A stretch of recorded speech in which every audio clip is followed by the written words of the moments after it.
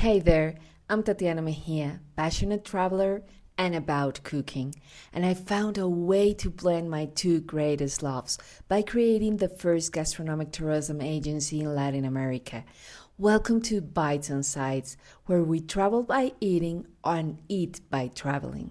In this space, I'll take you on a journey to discover gastronomic tourism, a one of a kind way to explore the world through its flavors, traditions, and local communities.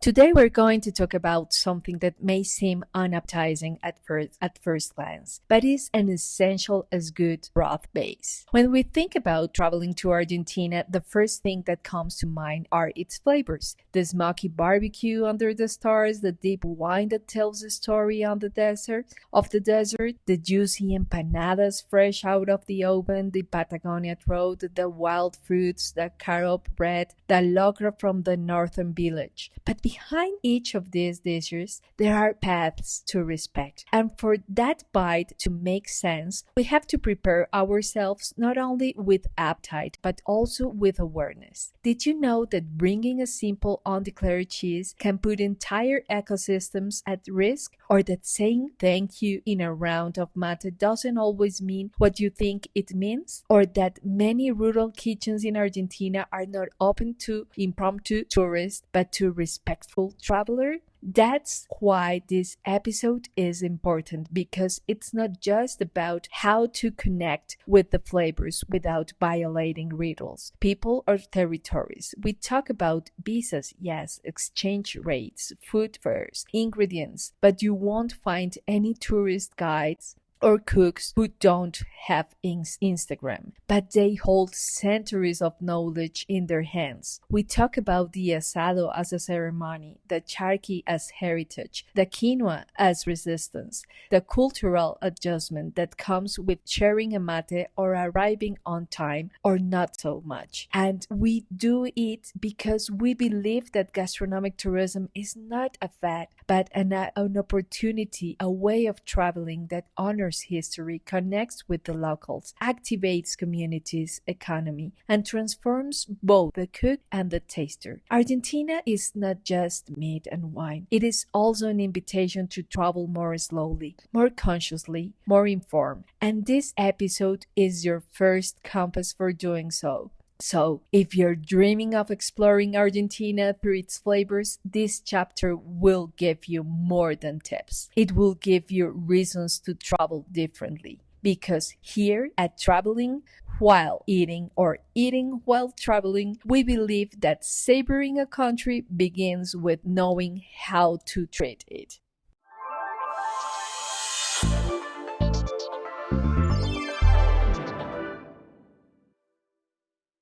Now let's get into the heart of this episode. We already know that to travel and eat, you have to be willing to open your senses, but also, and I'm not joking, to prepare your paperwork. I'm not just referring to your passport and ticket, but to understand that gastronomic experience begins long before the first bite. It begins at the moment when you decide which country you're going to and ask yourself, do I need a visa? What can I pack in my suitcase? Are there festivals during my trip? What shouldn't I do to respect the local customs? Good questions, right? That's for me in the true beginning of the journey. And when we talk about Argentina, that country of slow cooked meats and profound wines, of empanadas steeped in history and mates shares like hugs, that first step becomes even more important. I always say Argentina isn't eaten on the run, nor with just your mouth. Argentina is eaten with respect, with knowledge, and with your whole body. A few years ago, when I began designing gastronomic tourism routes in South America, one of my first trips was to the province of Salta. I arrived with the excitement of a child, waiting to try loco, tamales, humita, and chala, and well, the empanada salteña of knife cut meat, which is juicy and spicy, wrapped in a soft dough, as if it were giving you a hug. Wow, it's amazing. But of course, I must admit, I arrived without doing any researching the exchange rate well. Naively, I thought my credit card will solve everything, but no. It turns out that many rural areas of Argentina not only don't accept credit cards, but there are also no ATMs. And if there are, they don't always work. I ended up bartering with a man selling spices. I was carrying Colombian coffee. One of my habits is to travel with a bag of a specialty coffee, and he offered me ground salteña chili, starred anise, and Criollo corn flour. And that's when I realized that in Argentina, money isn't always paper. Sometimes it's flavor. So if you're thinking of traveling through Argentina to savor it, the first thing is to be informed about the currency exchange. There are several exchanges rates in the country: the official exchange rate, the tourist exchange rate, the MEP exchange rate, the blue exchange rate, and although I'm not going to give you an economic lesson, that's not what I'm getting at. I do tell you to carry cash in dollars or euros and only exchange them at safe exchange office or using platforms like Western Union, where you can send money to yourself and withdraw it in pesos at a more favorable rate. Well, it may seem strange to talk about finances on a food podcast, yes. But believe me, there's no worse moment than having a plate of Patagonia lamb with mashed potatoes and pumpkin in front of you and not being able to pay it because you have no cell phone signal. Can you believe it? No. That can happen. Now let's talk about what you need to enter Argentina.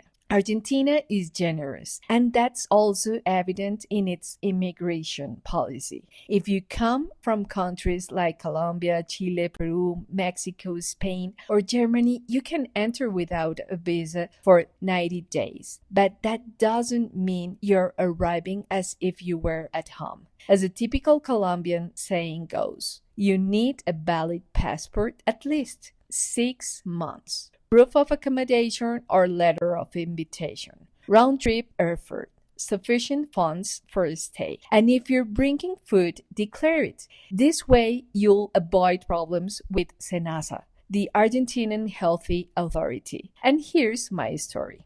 I once arrived in Buenos Aires with a bag of Amazonian cocoa beans. I carried it as a symbol, as a bridge between cuisines. I thought about bettering it with some Buenos Aires chefs or showing it at a talk I was going to give, but I didn't declare it. At the airport, they stopped me, and I thought the same thing will happen as with the chili pepper, what I told you about the previous episode. Do you remember it? Entering to Bogota airport. They asked me what it was. Scan it. And when I said it was a gift, they patiently explained that undeclared plant products could bring in pests. What could have been a tragic moment ended up being a wonderful conversation with the customs agent, who besides being very knowledgeable, was a fan of dulce de leche and Colombian arequipe. We ended up talking about ferments, criollo cacao, and natural vanilla. They let me bring the cacao through, but with a warning. Declare it next time.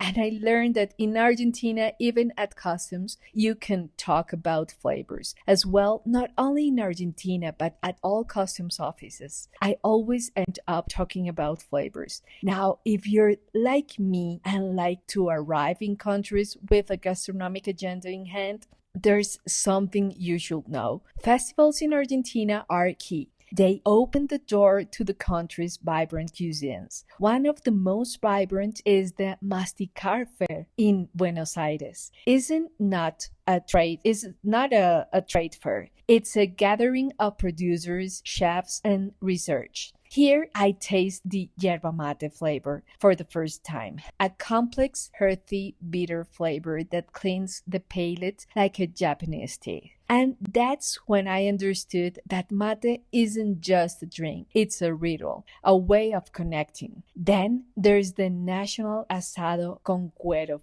Festival in Entre Rios. Imagine whole cows cooked in their hide for more than 8 hours, hanging on stakes, slowly turning over the heat of the fire. It's not a show for tourists. It's a brutal ceremony, a way of paying homage to the animal, to the fire, to waiting. And if you continue north to Tucumán, don't miss the Empanada Festival. Empanadas here aren't made in any old way. The meat is knife chopped, topped with cumin, hard-boiled egg, browned onion, and a small sprinkle of ground chili. At one of those parties, a woman saw me taking notes in my notebook and said, "Look, empanadas are counted, not weighted. Here, house was its own version.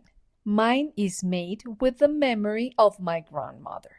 And that phrase left its mark on me, because in Argentina, cooking is counted, not measured. It's sung, discussed, and defended. Something to keep in mind when traveling with a hunger of authenticity. It's to respect sacred ingredients and community process. As I also mentioned in the previous episode, in northern Argentina, for example, there are towns where Andean chicha remains a ritual drink, isn't fermented in homes, served at festivals, and not sold in plastic bottles after a festival. The same goes for charqui. It's a dehydrated meat that forms the base of the stews like locro. Isn't just an ingredient, but an ancient form of preservation linked to the dry climate, grazing, and ancestral knowledge. And when you enter these territories like Tilcara, Humahuaca, Chaki, or Cafayate, it's not enough to go with an appetite. You have to go with permission. When we talk about conscious gastronomic tourism, it's not enough to try a dish and say yes, it was delicious or not. We must ask ourselves, where does this come from? Who planted it, prepared it, inherited it? Because in countries like Argentina, so vast, so diverse, so hunted, so resilient, ingredients are not just food. They are carriers of history, identity, and memory. Argentina is more than meat and wine. There is an ancestral, rural, indigenous cuisine that doesn't always appear on postcards or on the menus of trendy restaurants, but that lives on the hands of farmers, cooks, community members, and indigenous people who resist through fire. I'm going to tell you about 4 ingredients that for me sum up a profound Argentina, which you only discover when you dare to travel with your palate and respect. Here we go. Quinoa pueña, the sacred grain of the heights. I'll tell you about quinoa as an ancestral grain, but in the north of the country, more than 3,000 meters above sea level, in the arid and luminous valleys of the Pujeña Puna, a silent but powerful crop grows, quinoa. This Andean grain, considered sacred by pre-Columbian civilizations, has been a staple food of Quechua and Aymara people for centuries, but in Argentina, only in recent years was its true value begun to be recognized. Quinoa pueña is smaller, darker in color, and has more intense flavor than other varieties. Its cultivation requires harsh conditions, poor soils, extreme cold, scarce rainfall, and yet it flourishes. For many rural communities in the Puna, quinoa is not just food, it's a symbol of autonomy, sovereignty, connection with the Pachamama. It's cooked in thick soups, mixed with goat cheese, used in empanadas fillings, and made it into sweet treats with cane honey. Did you know that until a few decades ago, it was considered a poor man's food? Today, after the gourmet trend, it probably returns to the tables of those who always cultivated it. That's the cycle of ingredients with history. They resist until their value is recognized. And well, here's I'll give you one more piece of information. Please don't use that tale of poor man's food, because truly traditional cuisine is where all the richness and value of territory lies. It's cuisine that unites us and nourishes us. And well, let's continue. Ají quitucho, a small fire deep flavor. The ají quitucho is as small as it's powerful, native to the Andean valleys of northern Argentina. This round and shiny chili, no more than 2 centimeters long, concentrates a fruit aroma and a spiciness that doesn't overwhelm, but rather carries with intensity. It's an essential ingredient in salsa sauces, such as the classic Jaguar, which accompanies empanadas, potatoes, or grilled meats. In some homes, it's slightly fermented to intense flavors. In others, it's ground with a mortar and pestle, mixed with oil and stored in jars, and if it were as if it were a liquid.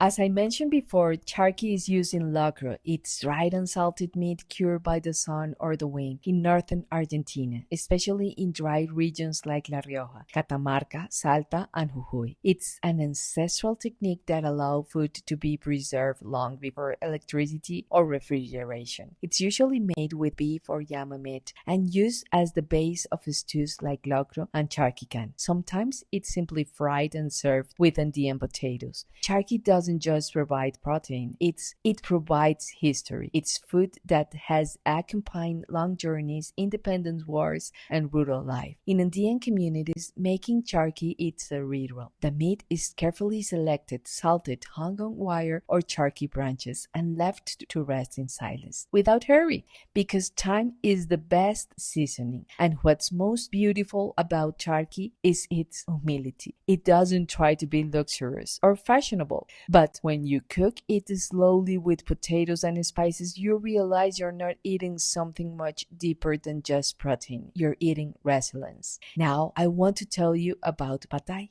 It's a sweet rustic bread made with caro flour, typically of northern Argentina, especially in Santiago del Estero and La Rioja. Carob is the fruit of the carob tree. It has been part of the diet of indigenous people like the Diaguitas and Tonocotes since ancient times. It's harvested in the summer, dry ground, and turned into a dark flour full of nutrients, with a taste that reminds you of cocoa and caramel. Pad thai is made with this flour and water, sometimes with fat, sometimes with honey. It's baked on hot stones or in a clay oven. Its texture is dense, its flavor hearty, and every bite connects you with the land. You won't find it in supermarkets. You'll find it at fairs, in rural markets, or in kitchens of grandmothers who still remember how to harvest carob as a family. And more than flavor, pad thai teaches us something value. Sweetness doesn't always come from sugar. Sophistication doesn't always come from appearance. And indigenous cuisine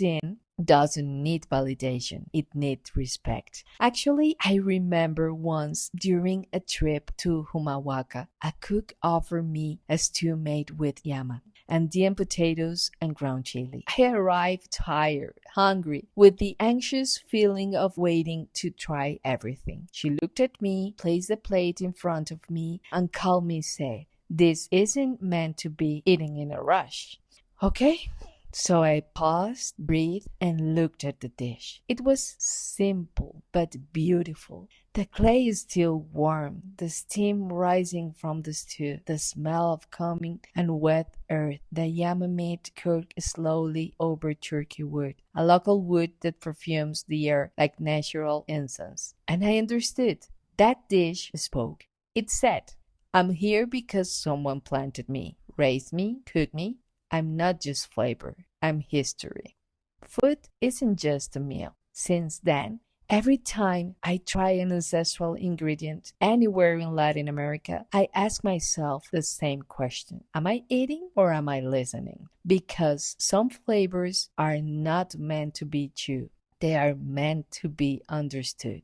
If you enjoy reading before you travel, I recommend you books like Cocina Criolla Argentina by Doña Petrona, sorry about that. A classic that gives you insight into the national cookbook. Or Mujeres que Cocinan el Cambio, which tells the stories of rural women who not only feed, but also transform their communities. And don't forget to add some music to your playlist that connects you with the country's soul. I love cooking while listening to Mercedes Sosa or Peteco Carvajal and his Chacarera del Olvido, a song that sounds like dust, roads, and memories. Well, to close this journey, which is just beginning, I want to remind you of something I said in a previous episode about Colombia, but this time with Argentina in mind. In Argentina, food tourism isn't found in fancy restaurants. It is found in fairs, patios, in markets where women sell homemade sweets in recycled jars. It's in the conversation after lunch, in the moment you share a mate with someone you have just met, in the nap after a long day of work, in those long, endless after meal conversations where people don't talk about diets, they talk about heritage. And well, talking about empanadas, please don't say that all empanadas are the same. That could get you kicked off the country. Trust me, because a tucumana, a salteña, a cordobesa empanada, there are more difference than between a tango and chacamama. Oh, sorry. No, my mouth that can speak well. Between a tango and a chamame. Sorry about that for the Argentina people. Something happened into my mouth. And yes, it is important to know that you can stay up to 90 days as a tourist, and you can extend your stay if you have a valid reason. Argentinians also appreciate it when you take the time to understand their culture before commenting on their food. If you wanted to map out a gastronomic route through Argentina, it would be like drawing a symphony of flavors. Each region has its own rhythm, its own ingredients, its own way of cooking and sitting at the table. Eating in Argentina is also a cultural act, almost always collective and deeply tied to identity.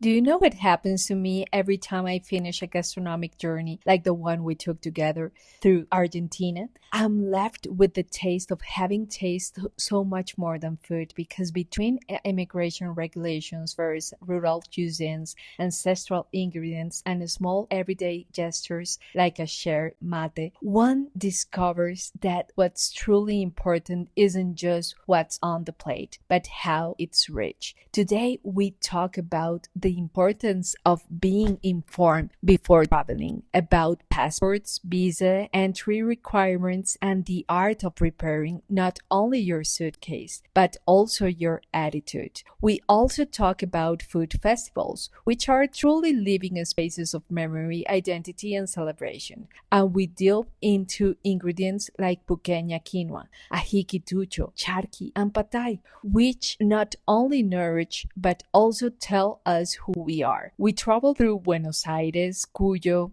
the Northeast and Patagonia. We touch on locro, choripan, wine and empanadas, throat and Patagonia lamb, but above all, we pause to appreciate the gestures that accompany these dishes, that getting the greeting with a kiss, the round of mate, the timing of the barbecue, the importance of note of not imposing, but rather observing, listening, and thanking. And all of this for what? So that we don't travel as tourists with cameras, but as travelers with heart and conscience. So, if this episode led you more questions than answers, that was the idea. I invite you to reflect. What do you prepare before traveling? Do you take into account the local costumes? Do you take the time to research local ingredients, the rituals, and the people behind each recipe? And if you're already planning your gastronomic trip to Argentina, I suggest this. Do you research before you pack? Check the calendar of fairs and festivals. Bring cash, but also respect. Make room for the unplanned, and above all, listen to more than you speak, because here are and in so many cuisines around the world, memory isn't written in books, it's served at the table. In this episode, if this episode inspired you and made you think differently, or if you know someone who dreams of traveling to Argentina consciously and tasty, share it. You can leave a review or follow me on social media like As Tu Viaje Gourmet on Instagram and Facebook. There I share more stories, recipes, anecdotes, and upcoming trips I'm planning alongside incredible communities. And if you want to be part of an upcoming gastronomic tour with purpose, visit astuviaje.com and my website, tatomejia.com. There you'll find experiences for all five senses and for the soul. Oh, and one more thing. In the next episode, we're heading to another Latin America destination where the cuisine also sings and endures. Don't miss it.